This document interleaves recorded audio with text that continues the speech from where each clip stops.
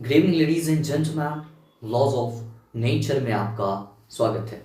Laws of nature में दो line से अपने कलाम का आगाज़ करता हूँ, शुरुआत करता हूँ। हो मेरा काम गरीबों की हिमायत करना, दर्दमंदों से ज़ाइफ़ों से मोहब्बत करना। ये इकबाल की लिखी हुई दो लाइन है जो कि इस्लाम का रिप्रेजेंटेशन इस फॉर्म में करती है कि मेरा काम जो हो, मैं जिस चीज़ के लिए उठूँ बैठूँ, मेरा काम जो हो गरीबों की हिमायत करना। जो लोग आर्थिक रूप से बड़े तंग हो गए हों, जो बदहाल हो गए हों, उनके लिए सिफारिश करना, उनके लिए इस दुनिया से फ़ाइट करना, उनकी हिमायत करना, गरीबों से, हमदर्दों से मोहब्बत करना मेरा काम होना चाहिए। मेरे जहन में, मेरे दिमाग में हमदर्दी होनी चाहिए इंसानों के लिए, उनके प्रॉस्पेरिटी के लिए जो भी मराहिल हैं वो आसान कर सकूँ। आज जो मेरा टॉपिक है वो है 5 रूल्स ऑफ इकोनॉमिकल मैनेजमेंट।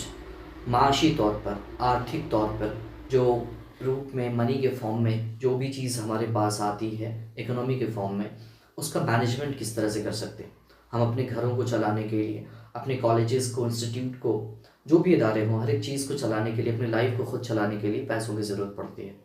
वो हमारे ज़िंदगी का एक पार्ट है, एक हिस्सा है। उस पैसे का, उस अर्निंग का, उस माश का बेहतर तौर पर यूटिलाइज़ करना चाहिए। उसे ऐसी चीज़ों पे खर्च नहीं करना चाहिए जो कि सिर्फ डिज़ायरेबल हो। हमारी जो सबसे बड़ी एसेट बन सकती है वो हमारी स्किल बन सकती है। सबसे पहले जो पैसे को खर्च करना है हमें अपने आप को बेहतर करने के लिए, अपने आप को बेहतर करने के लिए अपने आप को एजुकेट करना होगा, स्किल्ड रखना पड़ेगा। आज के दौर के हिसाब से, आज के दुनिया के हिसाब से चीज़ों में इंसान की इवैल्यूएशन, इंसान को कौन सी चीज़ें जो ऐड करता है जो इस दुनिया के लिए बेहतर तौर पर कारआमद हो सके, बेहतर हो सके, उस पर काम कर सके। तो आज हम चलिए इकोनॉमिकल मैनेजमेंट को पढ़ेंगे, समझेंगे और उसको मैनेज करना सीखेंगे। आइए शुरुआत करते हैं। पहली चीज़ जो हमें इकोनॉमिकल मैनेजमेंट में करनी है, budgeting and tracking expenses. Budgeting करनी है, हमें पैसों का एक बजट तैयार करना है एंड वो चीज़ एक ट्रैक तैयार करनी है एक्सपेंसेस के, हमें किन चीज़ों की तरफ खर्च करना है। Keep a clear record of income and expenditure to manage your finances effectively. Keep a clear record. एक clear record रखिए जिसमें आप जो कमाते हैं उसका डाटा हो, उसको लिख करके रखिए। और आपके एक्सपेंडिचर क्या है, एक्सपेंसेस क्या है, आपको किन किन चीज़ों में, किन किन ज़रूरतों के लिए खर्चना पड़ता है अपने पैसों को, उसका रिकॉर्ड रखिए कि हमें पैसों को कहाँ लगाना है। ये चीज़ होगी। हाँ, उसके बाद है क्रिएट बजट। एक बजट तैयार कीजिए that allocates specific amounts for essential needs. एक बजट तैयार कीजिए जो कि आपके नीड के लिए, आपकी ज़रूरतों के लिए कहाँ पैसे खर्च करने हैं उसका दायरा तय करता हो। वो डायरी तैयार करके एक बजट तैयार करके रखिए। फॉर एसेंशियल नीड्स, बहुत ज़रूरी नीड्स जो है उसकी हो। एक सेविंग का हिस्सा हो, उस पैसे में से एक जो नीड्स के ऊपर खर्च करना है, दूसरे की सेविंग को बचा करके रखना है। एंड डिस्क्रिशनरी स्पेंडिंग, कुछ ऐसी जगह इन्वेस्ट करना है जिसका कोई बेहतर रिजल्ट आ सके, उस जगह इन्वेस्ट करना है। आगे देखते हैं।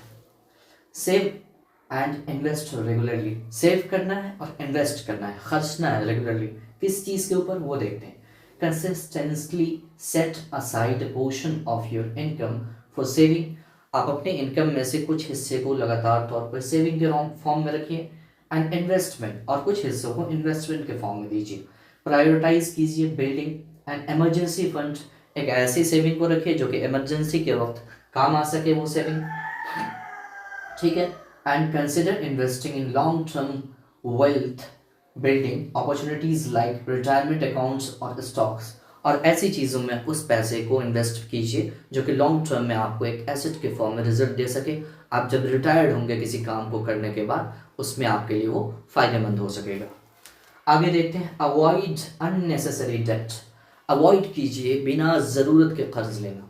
बहुत से लोग हैं जिनकी ज़िंदगी ही कर्ज के ऊपर चल रही होती है। वो अपनी ज़रूरतों को, अपने डिज़ायर को इतना ज़्यादा बढ़ा लेते हैं कि उन्हें कर्ज लेकर के अपनी ज़िंदगी को गुजारना पड़ता है। ऐसे कर्ज मत लीजिए। मिनिमाइज हाई इंटरेस्ट डेप्ट। जो बड़े इंटरेस्ट के साथ जो डेप्ट लेते हैं, जो कर्ज लेते हैं जिसका इंटरेस्ट आपको हर जाना ज़्यादा देना पड़ता है, ऐसे कर्ज को कम कीजिए, मत लीजिए, ठीक है। Such as credit card balances, जैसे कि क्रेडिट कार्ड बैलेंसेस हैं। अवॉइड टेकिंग ऑन डेप्ट, और ऐसे कर्ज लेने को अवॉइड कीजिए दैट इज़ नॉट इसेंशियल और प्रोडक्टिव। और ऐसे कर्ज मत लीजिए जो कि ज़रूरी भी ना हो और कुछ रिजल्ट भी ना दे रहा हो। हमारे इस्लाम में तो कर्ज लेने को बहुत ख़राब माना जाता है, बेहतर नहीं माना जाता है उसको। फिर भी आदमी की ज़रूरतें हैं, कभी ना कभी इंसान को ज़रूरत के लिए लेना पड़ता है थोड़ा बहुत, तो उसका एक दायरा तय किया गया है, उस हद तक लें, ठीक है। Live with in your means, practice mindful spending, ठीक है। माइंडफुल स्पेंडिंग कीजिए, अपने जहन को खोल करके खर्च कीजिए ऐसी जगह पे, बाय डिफ्रेंशिएट करके, समझ करके, बिटवीन नीड्स एंड वांट्स, ठीक है। Living life style that meets your income, ठीक है।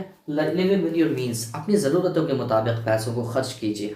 आप अपने डिज़ायर में और अपने नीड में फ़र्क करना जानिए कि आपकी ज़रूरतें क्या है। इंसान की ज़रूरतें बेसिक्स है, फूड है, शेल्टर है, अपने ऊपर खर्च करना है, एजुकेशन के ऊपर है, अपने आप को बेहतर बनाने के ऊपर खर्च करना है। ऐसे डिज़ायरेबल चीज़ों के ऊपर खर्च नहीं करना है जिसका कोई बेनिफिट ना हो सके, ठीक है।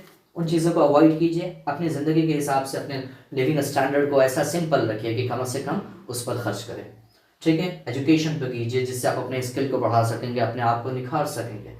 Plan for the future, plan for long term x retirement, education and health care, ठीक है। लॉन्ग टर्म के लिए आप अपने आप के पास सेविंग रखिए, उस लॉन्ग टर्म को अपने जहन में रखिए कि रिटायरमेंट के साथ के बाद आपकी ज़िंदगी कैसी होगी। एजुकेशन पर, इल्म पर खर्च कीजिए कि आप इल्म वाले होंगे तो आपके लिए राहें आसान होंगी, इस दुनिया में सर्वाइव करना आसान होगा। उस चीज़ के लिए बचाइए, हेल्थ एंड केयर के लिए बचाइए।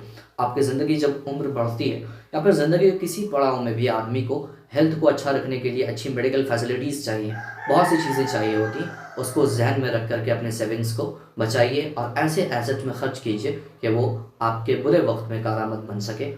और मेरी तरफ से जो आपको ये कहता हूँ कि आप इतना एसेट ज़रूर कर सकें, इतना अख्तियार कर सकें कि आप लोगों के बीच उसे चैरिटेबल कर सकें, लोगों में उसे डिस्ट्रीब्यूट कर सकें, बांट सकें, लोगों के लिए कुछ ऐसी चीज़ें तैयार करके दे सकें जो उनके लिए फ़ायदेमंद हो सकेगी, बेहतर हो सकेगी। अपने जहन में अपनी ज़िंदगी का ख्याल रखिए, अपने एसेट्स, आपके पास जो कुदरत ने जो तोहफे दिए हैं, ज़िंदगी दी है, वक्त दिया है, जिस्म दी है, जवानी दी है, ये सबसे बड़ा एसेट आपके पास है। इसको मैनेज करना सीखिए, सही चीज़ों में लगाना सीखिए, इससे सही स्किल डेवलप कीजिए, अच्छी माश तैयार कीजिए और प्रॉस्पेरिटी के लिए काम कीजिए। आज के लिए इतना ही। आशा है कि इस लेक्चर से आप फ़ायदा उठा सकेंगे, इसको बेनिफिशियल बना सकेंगे ख़ुद के लिए और इसे लोगों में डिस्ट्रीब्यूट कर सकेंगे, बांट सकेंगे। आज के लिए इतना ही। Thank you very much.